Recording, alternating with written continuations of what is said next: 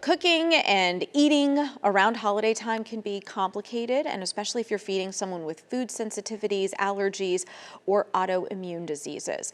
Let's get some help navigating this with Dr. Brooke Golcner, author of Goodbye Lupus. Hey, it's good to see you. It's always great to see you guys, and I know nobody wants to talk about health during the holiday season, right? Yeah, Like, I no, know. not this. I know, but this is gonna be helpful. So I feel like one of the most common complaints that I get this time of year is I'm so tired. Let's explain, how do food and nutrients play a role in supporting your energy levels, or on the other side of this, depleting you? Absolutely. So your level of fatigue is directly related to, one, how much sleep you get, but also how nourished you are and how hydrated you are. So for a lot of people, while they're really looking for more caffeine, what they need is more water intake, more fresh fruits and vegetables, and of course, more sleep to get that level of energy they need. But one of the things I really wanted to highlight today is just how important it is to be healthy over the holidays. Because, you know, a lot of people, you mentioned autoimmune disease, and that's what you guys know me for, right? Is I've helped people reverse autoimmune disease with supermarket foods. Folks with autoimmune disease are very sensitive to food. When I had lupus, dairy was a big trigger for me for arthritis, can cause, different kinds of inflammatory foods can cause brain fog and other symptoms.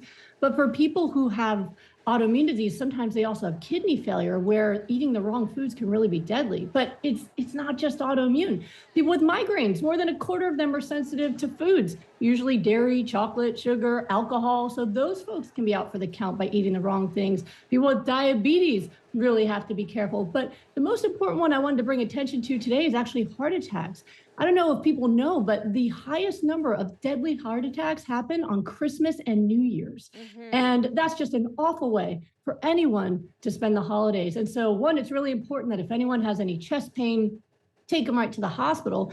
But there's things you can do to prevent people from getting sicker over the holidays. And that's what I really want to emphasize for you guys. So I got some tips, if you want to hear them, on how to stay healthy during the holidays so you can enjoy the fun and the presents.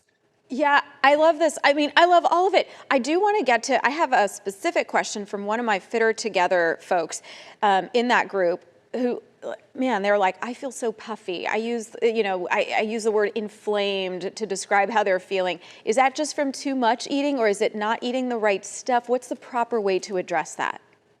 Well, feeling inflamed is kind of a general feeling, right? But one, it could be things like alcohol that definitely can make you not feel too good, and people tend to imbibe more than usual during the holiday season. But definitely eating the wrong foods. One of the things that my patients always tell me is they never knew that you could just feel this good normally. People always say, how do you get that Dr. G energy? It's a green smoothie, it's water intake, it's hydration. So when you feed your body the right things, you generate natural energy, where I have more energy in my 40s than I had in my teens when I had lupus and kidney failure, right? My parents owned a pizza shop, so I was living off pizza back then, where I'm living off of the smoothies and salads and other good plant-based foods now. Makes a huge difference in your level of inflammation, your level of health, and your level of energy. Yeah, infusing that stuff as much as possible during the holidays, so important. I really want that bow on a smoothie too. I think that's the magic. Dr. G, thank you so much for joining us.